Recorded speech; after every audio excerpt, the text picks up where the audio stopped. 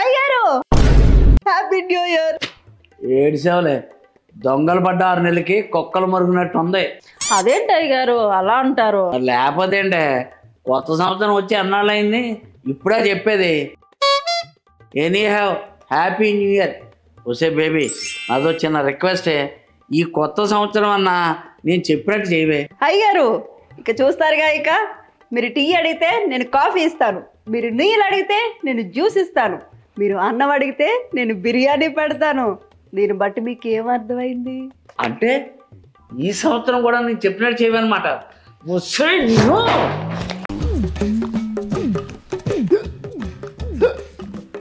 ఇక బేబీ, ఏమైంది అయ్యారు? సడన్గా ఎక్కులు మొదలయ్యే తగ్గట్లేదు.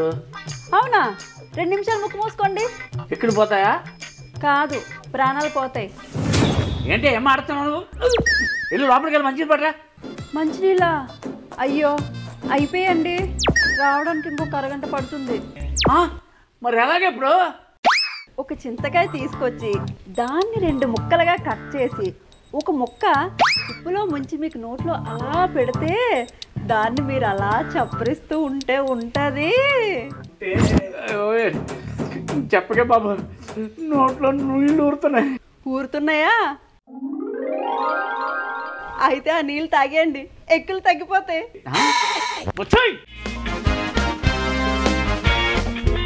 ఏమండి, ఇదిగోండి లుంగి. లుంగి నువ్వు తెచ్చావా? ఏ పని మనిషి తెచ్చేస్తేనే కట్టుకుంటారా? నేను ఇస్తే కట్టుకోరా? అయ్యో అలా కాదు, నేను మామూలుగానే అన్నాను. నాకు తెలుసు, నేను సరదాగానే అన్నాను. నువ్వు వెళ్ళు, నేను లుంగి మార్చుకుంటాను. నాకు ప్రాబ్లం లేదు, నువ్వు మార్చుకోండి. ప్రాబ్లం నీకు కాదు, నాకు.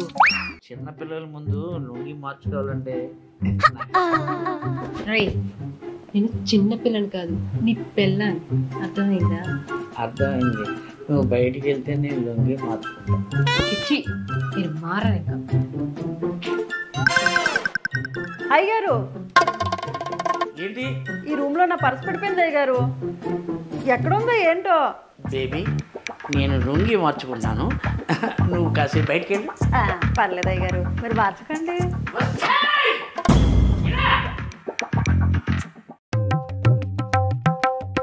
బేబే, నీకు గుత్తొంకాయ కూర వచ్చా?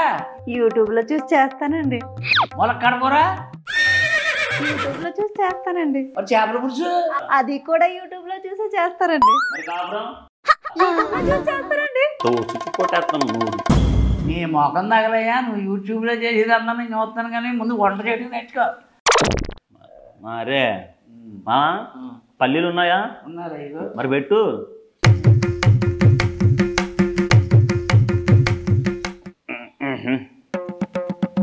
ఆహా, ఇదిగో బేబే, నీ చేత్తో ఇడ్లీ చేస్తే సేమ్ హోటల్లో చేసినట్టే ఉంది.